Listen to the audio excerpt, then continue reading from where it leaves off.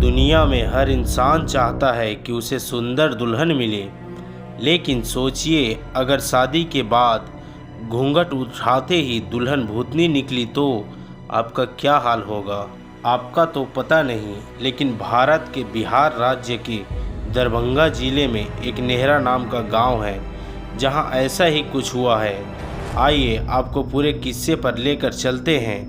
नेहरा नाम के इस गांव में स्थानीय लोग बताते हैं कि बहुत साल पहले इस गांव में एक नौजवान की शादी हुई और वो जब वापस दुल्हन लेकर लौट रहे थे, उस समय में डोली में बिठाकर दुल्हन को विदा करने का प्रचलन था। जब डोली उठाने वाले रास्ते में थक गए तो उन्होंने उस डोली को एक पेड़ के नीचे रख दिया और आराम करने लगे और उनकी आंख लग गई। कहा जाता है कि इसी दौरान एक भूतनी ने उस दुल्हन को मारकर उसके शरीर पर कब्जा कर लिया। इस घटना के बारे में किसी को भी पता नहीं चला और डोली सीधे दूल्हे के घर पहुंच गई।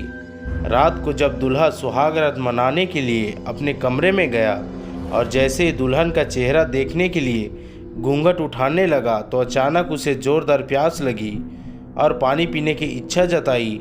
तो उस दुल्हन ने वहां बैठे बैठे अपने हाथ लंबे करके कुएं से पानी का लोटा भर लाई। इतना देखते ही दूल्हे के होश उड़ गए और वो ज़मीन पर गिरकर बेहोश हो गया। और जब उसे होश आया तो उसके सामने उसकी दुल्हन एक भूतनी के रूप में बैठी थी और उसने दूल्हे से कहा कि मेरा राज जान चुके हो, इसलिए तुम्हारे पास मैं नहीं रह सकती और ऐसा किया तो तुम्हारी जान जा सकती है। मैं इस गांव में एक दुल्हन की तरह आई हूँ और आज से ये सारा गांव मेरी निगरानी में रहेगा। सारे गांव वालों को बता देना कि वो अपने घर में रखा चूल्हा अगर उत्तर में हो तो उसे दक्षिण में रखे, जिससे गांव उन्नति और विकास करेगा। भूतनी के यह कहते ही वो गायब हो गई और दूल्हे ने सारी बात गांव वालों को बताई और सारे गांव वालों ने चूल्हे की दिशा दक्षिण में कर दी।